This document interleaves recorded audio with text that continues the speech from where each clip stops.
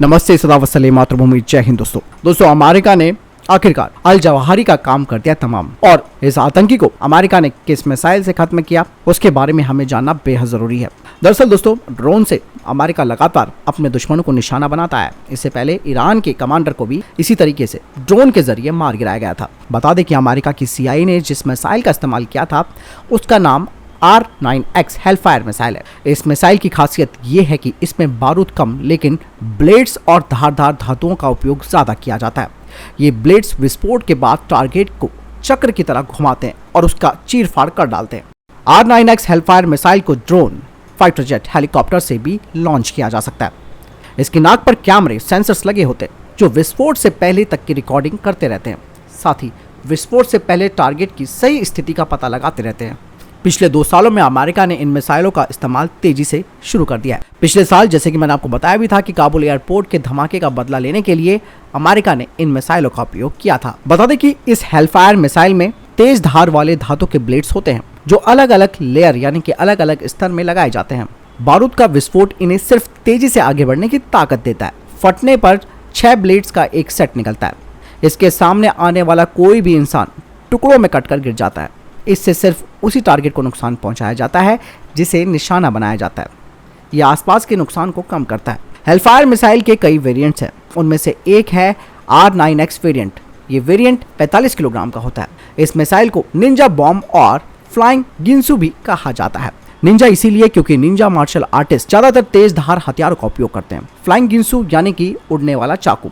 इस मिसाइल से collateral damage यानी कि आसपास का ज्यादा नुकसान नहीं होता। यह मिसाइल किसी एक या फिर 2 आदमियों को मारने के लिए गिराई जाती है। अमेरिका ने R9X हेलफायर का उपयोग रहस्यमय तरीके से 2017 से ही शुरू कर दिया था, लेकिन इसकी जानकारी 2019 में दुनिया के सामने आ गई।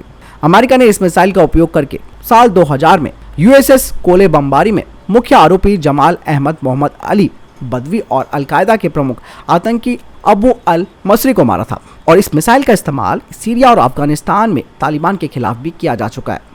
अमेरिका के मुताबिक साल 2020 में R9X हेलफायर मिसाइल का उपयोग 2 बार किया गया था। सीरिया में अलकायदा के कमांडर को मारने के लिए, तो वहीं सितंबर 2020 में युद्ध के दौरान इसका इस्तेमाल किया गया था। इस मिसाइल की खास बात यह है कि अमेरिका में मौजूद 8 प्रकार के हेलीकॉप्टरों से इसे लॉन्च किया जा सकता है। ये 7 अलग अलग तरीके के विमानों, पेट्रोल बोट, हमवी से भी लॉन्च की जा सकती है, यानी कि इसे कहीं से भी दागा जा सकता है। R9X हेलफायर मिसाइल दागो और भूल जाओ तकनीक पर काम करती है, यानी कि फायर एंड फॉरगेट पर।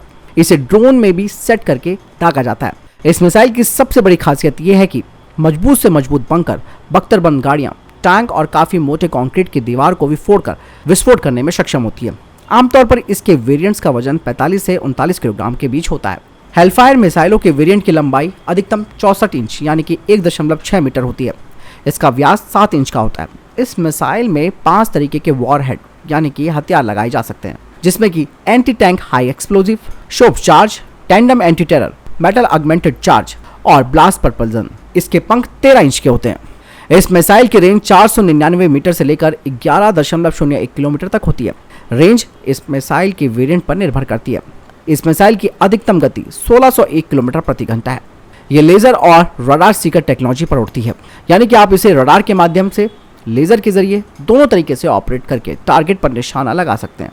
फिलहाल भारत भी इसी तैयारी में है। अगर भारत अमेरिका के रिपर ड्रोन और हेलफायर मिसाइलों को खरीदता है और उसे अपनी सेना में तैनात करता है तो इससे भारत की क्षमता और ताकत दोनों बढ़ जाएगी। हालांकि दोस्तों, फिलहाल तो भारत ने MQ-9 रिपर ड्रोन की खरीद को ठंडे बस्ते में डाल दिया है। भारत अमेरिका से MQ-9 रिपर ड्रोन और उसके साथ साथ हेलफायर मिसाइलों को भी खरीद रहा था, क्योंकि रिपर ड्रोन बेहद शांति से निगरानी करते हुए आसमान में उड़ता है और उसमें लगी हेलफायर मिसाइलें दुश्मन के किसी भी टारगेट को नष्ट कर सकती हैं। फिलहाल तो भारत अब स्वदेशी ड्रोन्स पर काम कर रहा है और DRDO का भी इसी तरीके का एक वेरिएंट तैयार किया जा रहा है, जिसे कि अडानी और DRDO दोनों मिलकर तैयार कर रहे हैं।